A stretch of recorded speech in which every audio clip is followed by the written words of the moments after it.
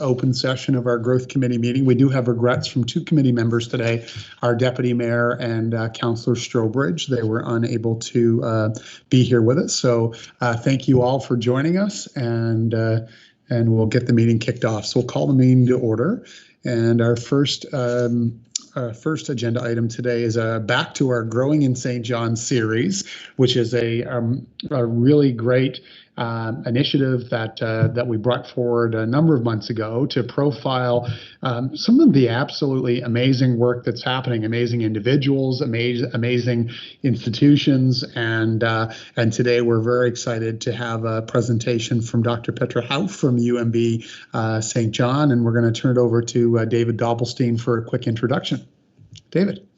Your Worship, and good afternoon, members of Growth Committee. As the Mayor alluded to, the Growing in St. John series is a wonderful chance for Growth Committee to profile the growth-related good news stories that are happening in our community. And we've had some wonderful examples prior to the pandemic, and we put this series on hiatus, but then we decided that starting in the new year, we would resurrect the series and we start again. And so we're very pleased to have Dr. Hauff, the Vice President of St. John at the University of New Brunswick, with us today. She's a relative newcomer to our community. She's been in this role since March of 2019. Dr. Hauff is a dynamic leader who's actively engaged in all aspects of campus affairs with the University of New Brunswick, including academics, administration, and operations. She's an internationally renowned researcher who's focused on building momentum at UNB. She's a global leader in research and continues to advance UNB as a research-focused institution. Through her involvement with the Integrated Health Initiative, community engagements with organizations such as Living SJ or Living St. John, Opportunities New Brunswick, Atlantica Center for Energy. She's also a new board member on the Greater St. John Regional Economic Development Agency. Dr. Hauff is realizing her vision to engage in new approaches and develop strong partnerships to inspire a thriving environment that greatly enhances both the University of New Brunswick and the community of St. John. So without further ado, we're pleased to welcome Dr. Hauff to Growth Committee, and I'll be controlling her PowerPoint presentation, so please say next slide if you need us to move forward. So thank you very much and welcome. Thank you, David, and thank you for this very nice introduction.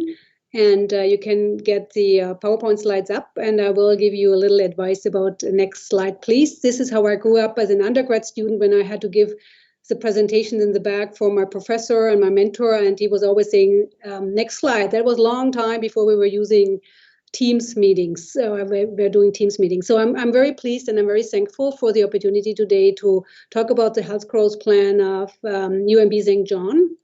And the next slide is showing the framework I'm working in, which is actually the UMB Toward 2030 strategic plan of UMB that was rolled out by the President, Dr. Paul Matheral, with a major goal of changing the world and creating the New Brunswick of tomorrow. And it's built on 5 strategic priorities: research impact, transformative education, engagement and impact, people-centric and values-informed, university community, and of course a modern, integrated and sustainable university.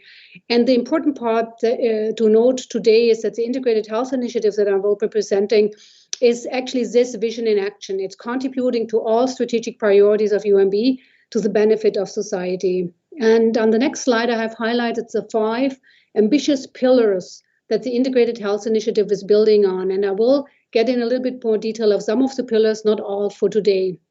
So one part, of course, is clear interdisciplinary health education, integrated and collaborative health research, technical and social innovation, knowledge transfer and commercialization, and last but not least, the Health and Social Innovation Center.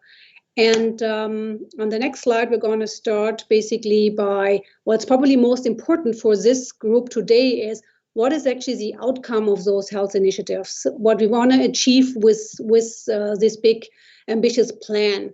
And the significant outcomes are, one part is all around reputation. So we want to create a national center of excellence in health, building on the strengths that already exist in the region, and to develop better healthcare for families with efficient and high quality service, to ensure and be part of the province's solution on the provincial health care, contributing to reform and innovation, resilience and transformative change, which we all know that we need. And of course, with the package comes the growing of the population and attracting high qualified personnel to the area. And I think it's really important, as David said, I'm only here close to 2 years, that there is already an existing network, especially not only, but today we're talking about the health network. And we want to empower and be part of empowering the existing networks and building new innovation ecosystems on it. Building on it. So those significant outcomes are also contribution to the government of New Brunswick's key priorities like dependable public health care, world-class education, energized private sector, and vibrant and sustainable communities. The next slide shows that there's also economic outcomes, and they are huge. And I think that is why it's really important that city councillors and this group knows about it. With the rolling out of the new integrated health initiative on all levels, we are anticipating over the initial 8 years, and we started last September, an enrollment growth of 500 additional students in St. John.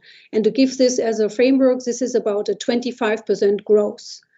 With this comes employment growth. We are looking at 40 million in payroll for faculty, staff, researchers, students that will be part of the economic outcomes for the region. Because of the focus on research, we also anticipate a growth of additional $4.5 million a year through new research funding. On top of today, we're at around 1.6 million. The important part is that this is, again, funding that comes from agencies that are outside of the province. So that is money that comes into the province and benefits our economic development. I had already mentioned the impact on the reputation, but it's important to kind of keep in mind that this is about becoming a globally significant location for health research and innovation. We want to be known for St. John as being the hub of health innovation and health research.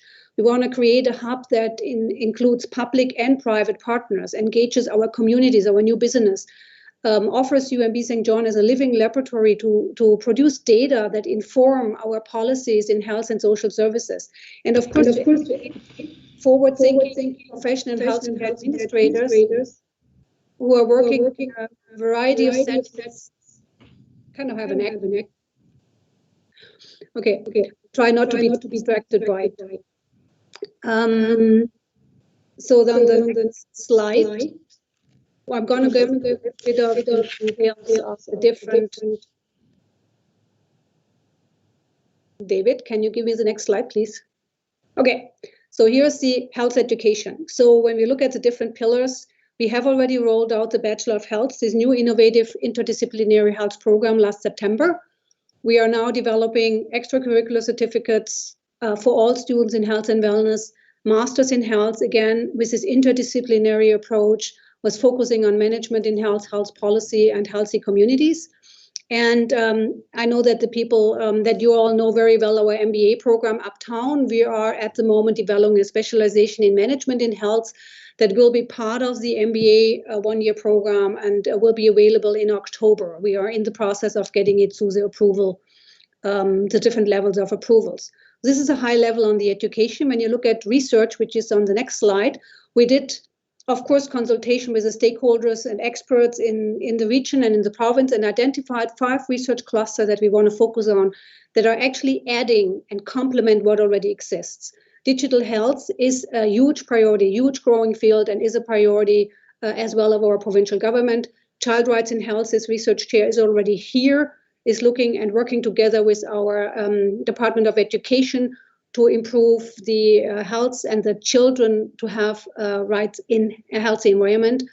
Of course, public health and health policy, management in health, and aging in the community, where we want to focus more on the social emotional health and well-being of our aging population and how we can keep them in that area healthy in their communities, or if they have to move outside of their communities, how to keep them healthy on a social emotional part.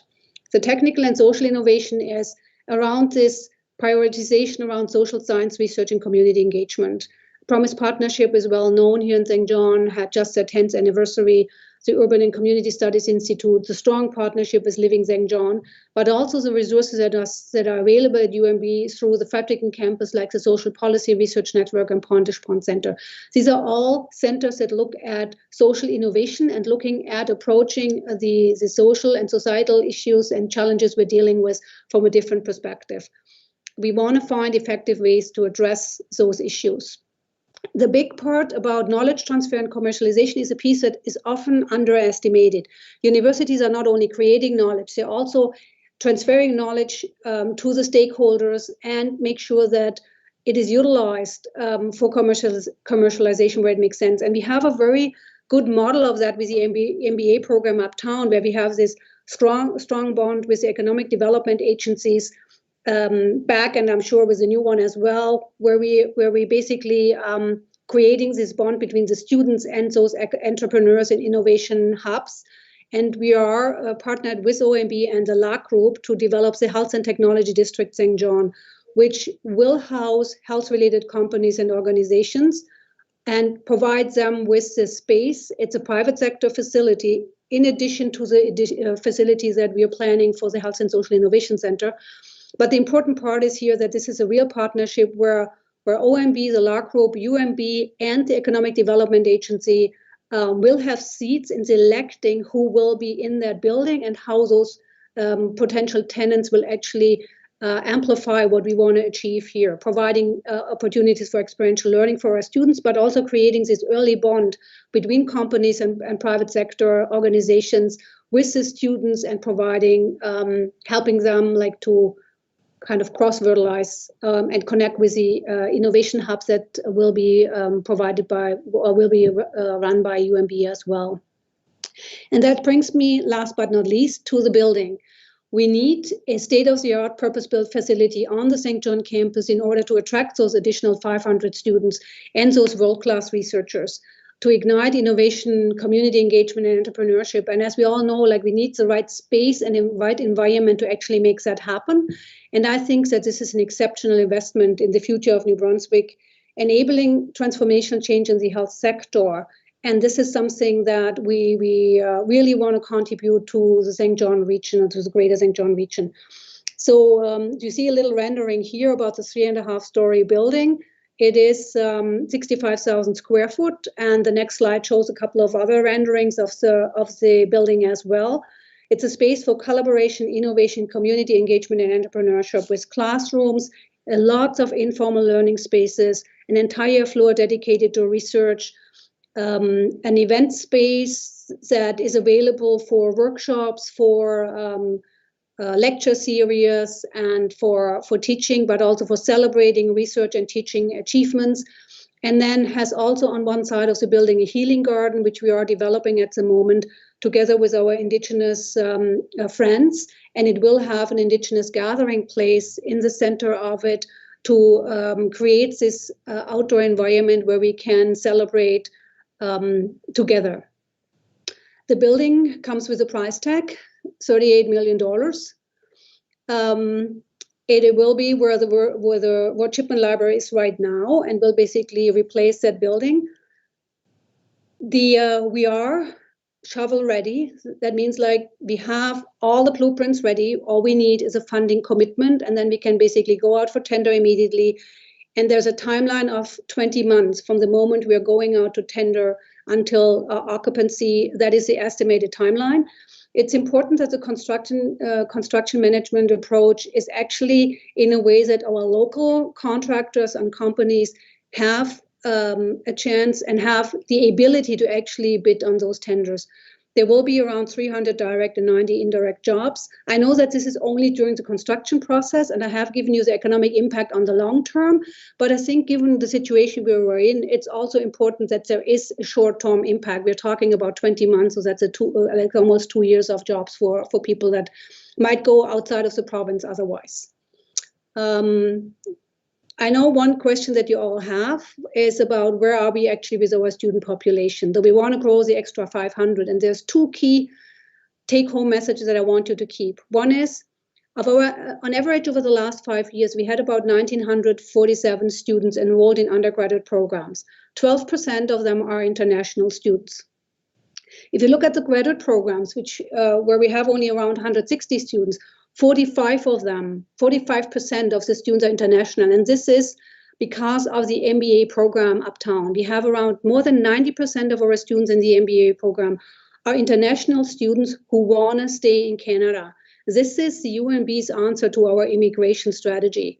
If we are providing them with the proper environment while they're here and study, but also with the opportunities to have jobs here, this will be a huge impact, or will have a huge impact on our province and our region here.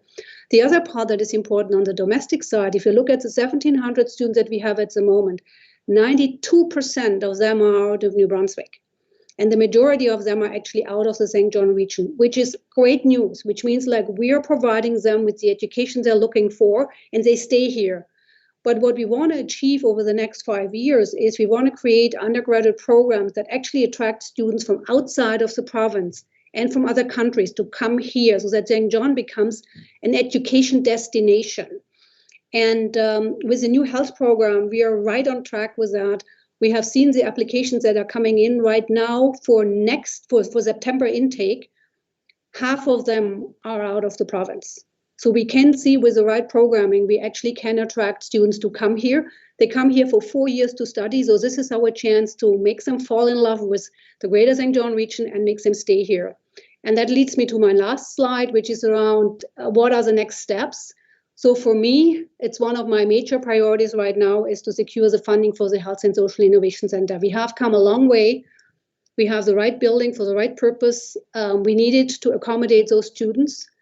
We hope for regional, provincial, and federal government. And no worries, I'm not asking the City of St. John for money, but it would be really helpful for the process we are in if we could get, if the city could get to a point where they identify this as one of many of their priorities, that will have a huge impact on the economic growth of the region. We're going to continue rolling out the Integrated Health Initiative with the graduate programs, with the research chairs as far as possible, with the constraints of the space that we have here.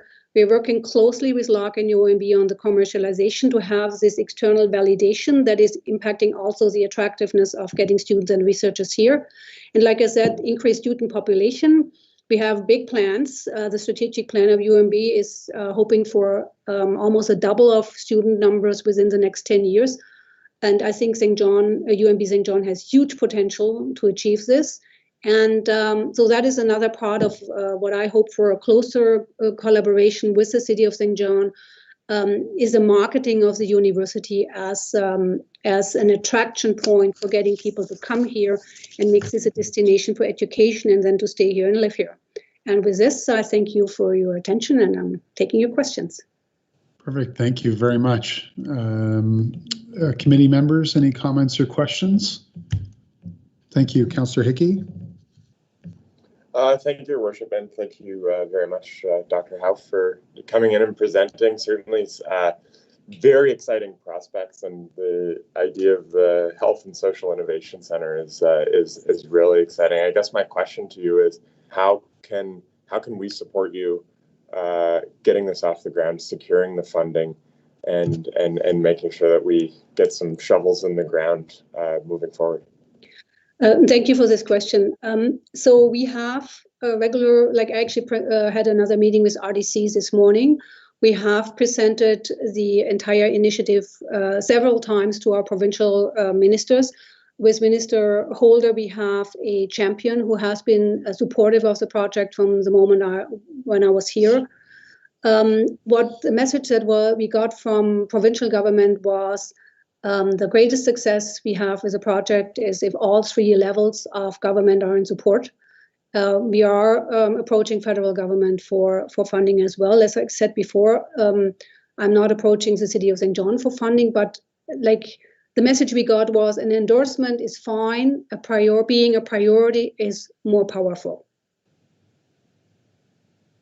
Excellent. Well, thank you. And perhaps, Your Worship, I'm not sure what staff's opinion is of, or how we get to a point of making sure that gets assessed as a priority, or what that assessment looks like. Yeah, we'll hear from our city manager here in a moment. let me just go city manager to the rest of the committee, and then we'll wrap up, you and I. Councillor McKenzie, over to you. Thank you, Worship. Thank you, Dr. Huff. This was an excellent presentation. Really great project. You say that you're shovel ready and you're going to get the funding and everything. Like, what's the timeline that you hope to start this project? So, like I said, we have around, like the estimated cost of 38 million. We have asked the province and the federal government for 12 million each, and the rest of the contribution would come from UMB and philanthropy. We have already, and that is public knowledge, we have 6 million already in reserves that we have accumulated over the last several years. And that allowed us to actually get started with the project, to get the design, everything ready. The documents, like I said, all the approval levels have been done. We have the documents ready for tender, but we can't get the shovel in the ground before we have a commitment. When we have a commitment, we need 20 months to get ready. We hope, like I really hope, to get the shovel in the ground early spring, because part of the building is to take down Ward Shipment Library, which will take a couple of extra months. So it's not only the construction, it's a demolition. And if you want to be able to have the classes go in there in September 2022, we would have to start within the next 3 months. Right. Well, I'm certainly supportive. Wait and hear what the city manager has to say, but certainly supportive of the project. I think it's going to be great for the whole entire region. Thank you. Thank you. Right, thank you. Okay, thank you, city manager. We'll go to you, and then I'll wrap up. Your worship, members of the committee, as this committee is well aware, we have achieved a level of success by focusing our efforts when it comes to infrastructure dollars. And currently, council has 3 primary infrastructure projects that we've termed catalytic projects that are being pushed through all sorts of different venues. Those 3 catalytic projects are nearing execution phase. They're not across the finish line yet, but we're getting close. The staff, therefore, needs to start having discussions about what's next from a City of St. John perspective. We have spoken at length about the importance of population growth and job growth, and we have fully recognized that having a vibrant, thriving university is a huge contributor to that. So not to let the cat out of the bag, but I suspect that when staff does come forward to this growth committee and then to Common Council in the not too distant future about what's next after our current 3 catalytic projects, that this one will be at or right very close to the top of the list for consideration by council. Now the story won't end there, though. In the past, it would then be a City of St. John to pursue this through its own economic development agencies. We are later on in this agenda going to speak about the new Regional Economic Development Agency, and the City of St. John will work with them to get this onto their radar screen as well. And the good news is it won't just be a City of St. John push, because Dr. Hoff is one of the vice chairs and a member of the board on the new agency as well. So I think we will be able to get the new Regional Economic Development Agency to also be a champion of this moving forward, and that will be very powerful as well. Okay, thank you very much, John. Okay, thank you, Dr. Huff. You've brought tremendous vision and focus, and I know it's not you, Dr. Mazerel, UMB president, the board, and it's really very exciting the way that you have so clearly articulated. I think just keep telling this story and telling this story because I know UMB grads are very proud. I know UMB students are very proud, but we need to, I think, scream from the mountaintops. Part of the new economic development agency is one plan, one message, one voice. I agree completely with what the city manager just said. This is a tremendous opportunity. The new vision and the focus that you've brought forward to for the region as part of of the puzzle to have this be one of the strongest economic regions in all of Atlantic Canada, where our citizens thrive economically, socially, and culturally. I agree. I think that the Regional Economic Development Agency has to adopt this as a key priority in its growth strategy. I've had a number of conversations as well with Dr. Masrell and the Premier on this topic. And my answer is, and I agree wholeheartedly with what the city manager said, we've held very strongly a focus on 3 catalytic growth projects. But sometimes you need more. So my response to the Premier is, we need the 3 catalytic growth projects. In a way, they're almost smaller in nature, and we need CP at the port to go to 1 million containers a year, and we need the initiatives at UNB to put us on the global map for research and attracting the best of the best, and we'll need a number of other initiatives. So my point is really developing that strategy and that vision for the greater region to grow and thrive and go to another level and attract 100,000 new residents over the next 15 or 20 years, and to go and to be decisive. So it's nice that you've got champions, Dr. Huff, but we need this building started in the spring, and talk is cheap. So how do we work together to get this not only prioritized, but the business case in front of our ministers, because we've got many of them, and the Premier and others to get this decision. $12 million at the provincial level. I'm sure we could come up with a way where folks could pay a few dollars each year. It's not a lot of money when you consider the potential that this has to grow our economy and grow our position as global leaders in a post-COVID recovery world. There's never been a more important time, in my view. So thank you very much. I think you're hearing quite a bit of support here, and I think through our city manager we'll bring this forward to our team, staff, and council to talk about how we can support. But just so you know, for the record committee as well, my response to the Premier is we need them all. We need our growth catalytic. Those are important projects, but we need the port, and we need UMB, and we need these game-changing,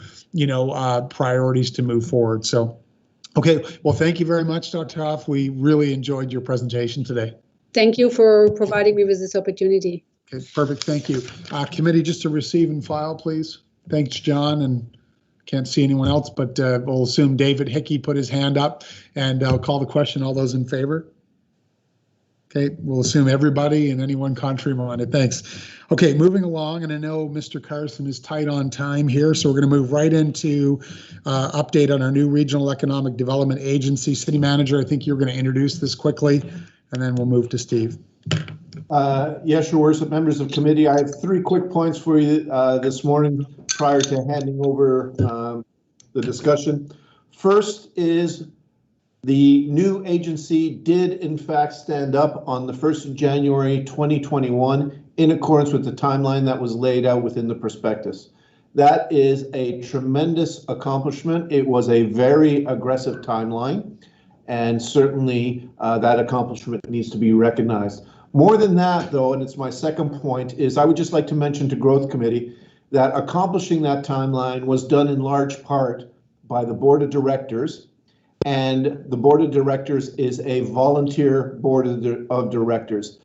I am a member as a CAO within the region, as are the other CAOs. Everybody else is a volunteer, and I can tell you with my absolute hand on heart that we would not have gotten to that stand-up date of the 1st of January without the effort and the work that was accomplished by that volunteer board. And I certainly believe that they need to be recognized for that. And thirdly, just as a general information point, it's already been publicly released through a media release earlier this morning, but a follow-on accomplishment has been the selection of the CEO for the new Regional Economic Development Agency. It was a deliberate selection process with the assistance of an executive search firm. The details are in the media release, but certainly I personally would like to recognize and congratulate Paulette Hicks, who has been selected as the CEO of the new agency. And again, the details are in the media release that was produced by the agency today. With that, I'll now hand over to Steve Carson. Or I'm sorry, I believe I'm handing over to David Doublestein. And I think we're no, going, it's direct to Steve. go right over to Steve. Yeah, thanks, Steve it Steve. is. Or thank you, City Manager. Good afternoon, Mr. Carson. Over to you. Yeah. Well, thanks for the intro, City Manager. I'd just like to echo my observation of the last number of months and the tremendous commitment. This is a huge opportunity, but it comes with a lot of work, and the board has certainly jumped in and has done exceptional work to kind of get us where we are. I'm kind of been serving as the interim general manager as we launched January 1st until the CEO was selected, which obviously the news broke on that today. And so Paulette will be, really looking forward to Paulette leading this organization, and she'll start that role officially on, I believe, on February the 8th. But we'll have some time in the meantime to kind of get up to speed on a lot of things. What we've done as kind of the interim team is to ensure that we've got continuity and we continue momentum in what's going on and the respective legacy organizations. And I'm happy to report that work has gone really well. But we've obviously worked together closely as partners over the last number of years. But now that we're one team, we're already seeing the synergies of things like the great marketing expertise that the former Discover St. John team brings to things. There are team members at the former Edge that have some great real estate background that are helping out on the real estate side. So it's just starting to show, even in the early days, the potential and the opportunities around bringing one team under one organization with one plan. And so really our focus has been on a seamless transition to our customers, our clients, and our partners to ensure that 2021 gets off to a great year with the continued momentum that we had from 2020. Not without its challenges, obviously, particularly in the tourism sector. And as long as we continue to manage through our COVID crisis, there will be certain components of the business that will be different than before. But we do have, and it's a great time to really have one new organization look at that strategy to ensure that we're really focused on the priority outcomes as we head through this over the next few months. So happy to answer any questions, but really, from my perspective, really pleased about the progress over the last number of months in a tight timeline, and kind of what I see as the early days of a great team coming together, and today complementing that with a tremendous leader. So just really pleased. Okay, thank you, Mr. Carson. Questions, comments, committee? Councillor McKenzie, I think you go ahead first, and then I'll come to you, Councillor Hickey. Go ahead, John. Thank you, first of all, congratulations to the board, the team, and obviously Paulette Hicks in her new position. I think Paulette is well known in our community and will do a fantastic job in her new position. Stephen, certainly happy to hear that we're getting off to a good start and everything seems to be working out. We had an update in terms of growth and projects in St. John, and it seems like St. John is doing really, really well.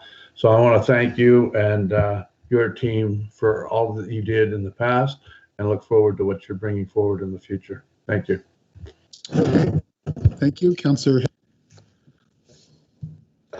Thank you very much, Your Worship. Very much just echoing Councillor McKenzie's words. It's certainly offering congratulations to Paulette, but also just it's really nice to hear of that synergy moving forward. And we've been running the momentum for a while now in so many different lanes, and it's really nice to be able to channel that all in one and be able to come together and get excited about the momentum that's happening in the community. So it's wonderful to hear. Thanks very much, Steve.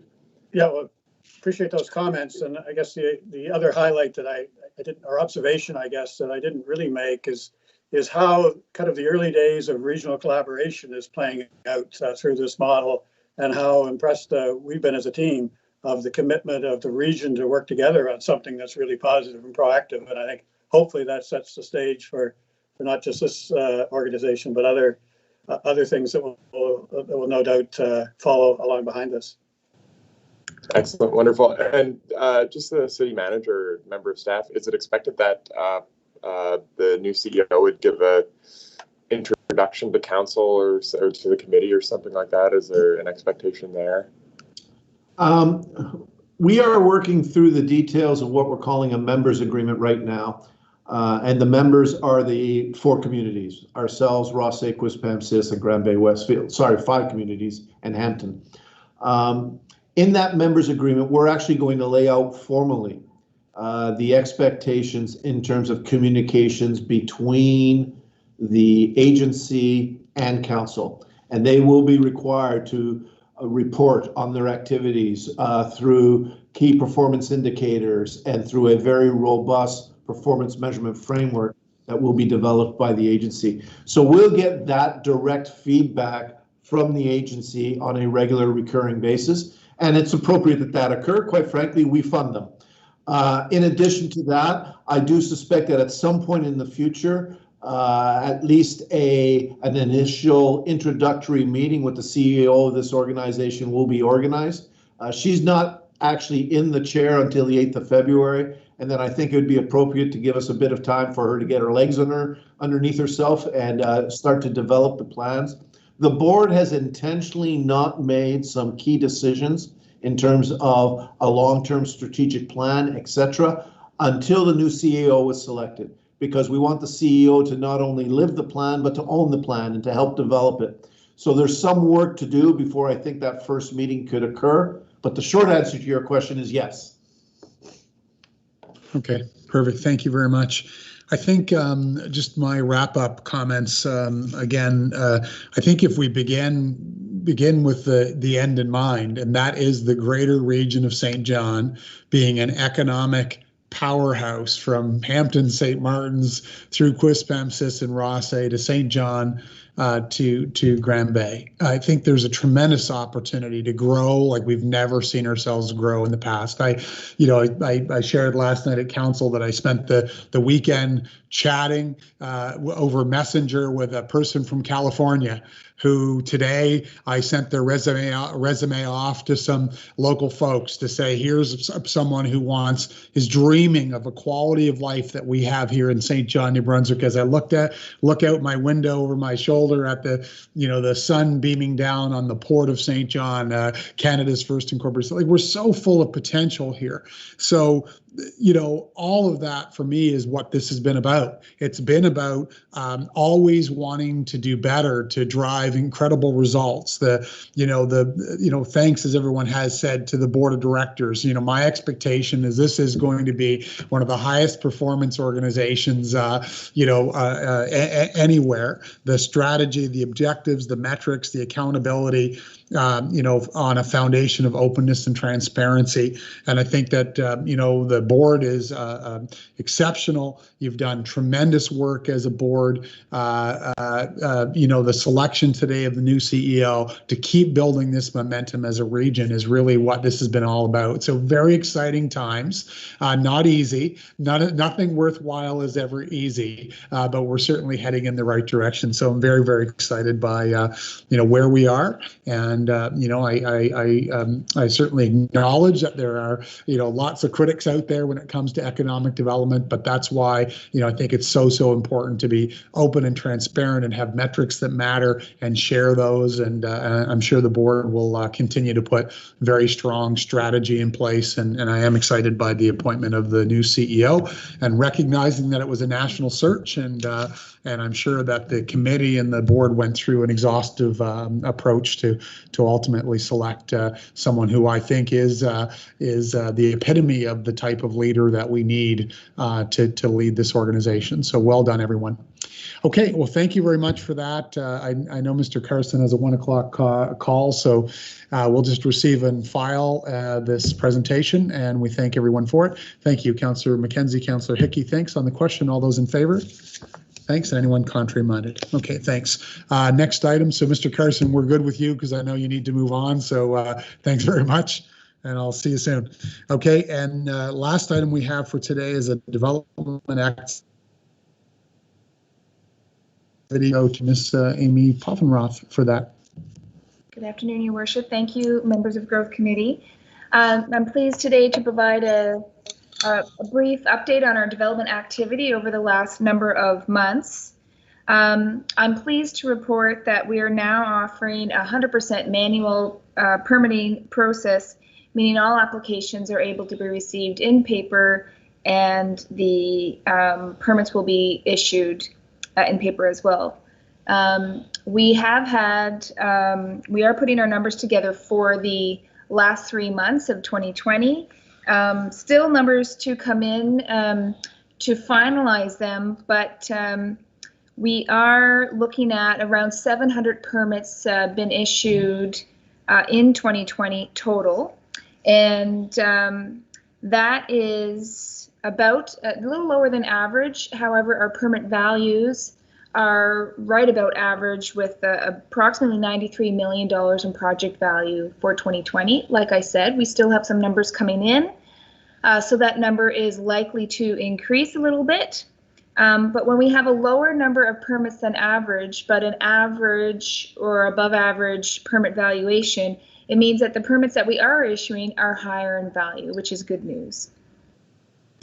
Also, just got a little message here.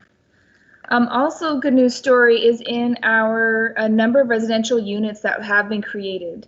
In 2020, 350 new residential units were created, while the 5-year average is 134 per year. So we've almost tripled the average last year for the number of new units, which is indicative of the types of projects that we've been seeing over the last year or so, where we have been seeing a trend in increase in large-scale multi-unit residential projects.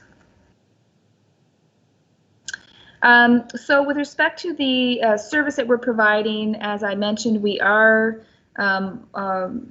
fully operating in a manual paper service. And we're now able, as of last week, we are now able to accept credit and debit payments. All of our compliance programs, including our dangerous building, vacant building program, our minimum property standards program, and some of our other compliance programs, such as unsightly premise, are fully operational. And looking forward to successful.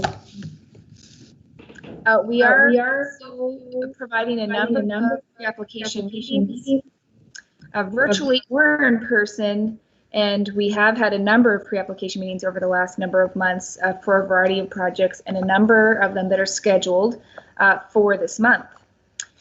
So yes, we are working on a number of developments on various projects, some significant uptown projects we are working with developers on, also projects really all around the city. Some good things coming west, north, and east side as well. And on that, I am ready to accept any questions, and just make a note that, excuse me, I'll be prepared to provide a more further detailed, hopefully, update in the month of February. Okay, perfect. Thank you. Questions, comments for Ms. Poffenroth?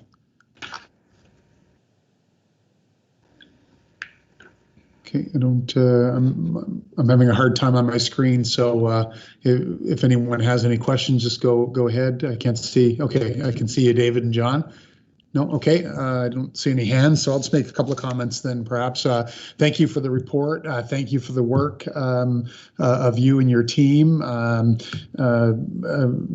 We know you've been committed over certainly our term, and I'm sure before, with the one-stop development shop, to continuously working to enhance our customer service and working with the developers, and we continue to hear stellar reviews, Amy, of you and your team in terms of the pre-application processes and the meetings. And so thank you for all the work that you're doing.